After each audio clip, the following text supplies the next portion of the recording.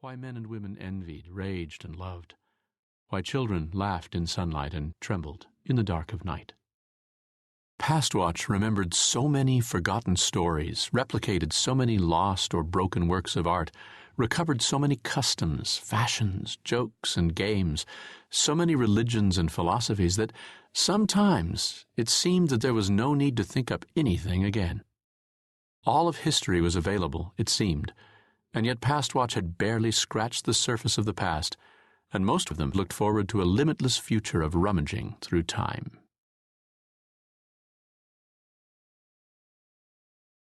(1) The Governor. There was only one time when Columbus despaired of making his voyage. It was the night of August 23rd in the port of Las Palmas on Grand Canary Island. After so many years of struggle, his 3 caravels had finally set sail from Palos, only to run into trouble almost at once.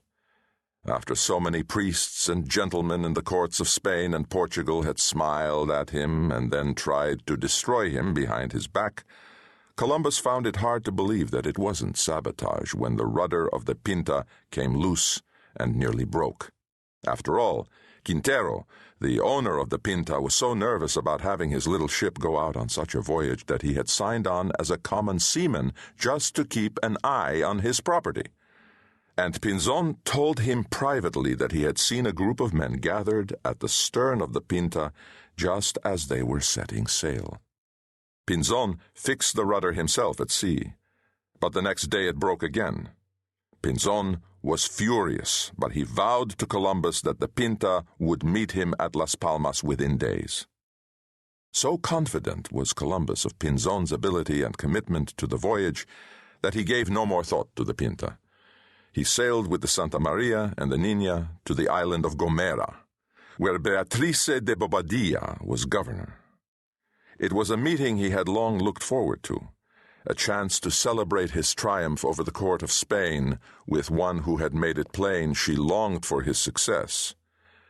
But Lady Beatrice was not at home, and as he waited, day after day, he had to endure 2 intolerable things.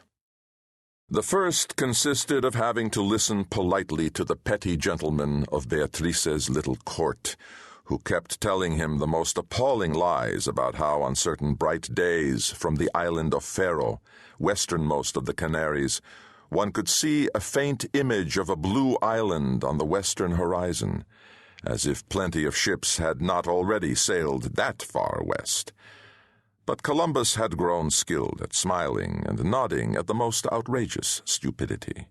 One did not survive at court without that particular skill, and Columbus had weathered not only the wandering courts of Ferdinand and Isabella, but also the more settled and deeply arrogant court of John of Portugal. And after waiting decades to win the ships and men and supplies and, above all, the permission to make this voyage, he could endure a few more days of conversation with stupid gentlemen, though he sometimes had to grind his teeth not to point out how utterly useless they must be in the eyes of God and everyone else if they could find nothing better to do with their lives than wait about in the court of the governor of Gomera when she was not even at home. No doubt they amused Beatrice. She had shown a keen appreciation of the worthlessness of most men of the knightly class when she conversed with Columbus at the royal court at Santa Fe. No doubt she skewered them constantly with ironic barbs which they did not realize were ironic. More intolerable by far was the silence from Las Palmas. He had left men there with instructions to tell him as soon as Pinzon managed to bring the Pinta into port, but no word came, day after day, as the stupidity of the courtiers became more insufferable, until finally he refused to tolerate either of the intolerables a moment longer. Bidding a grateful adios to the gentlemen of Gomera, he set sail for Las Palmas himself, only to find when he arrived on the 23rd of August that the Pinta was still not there.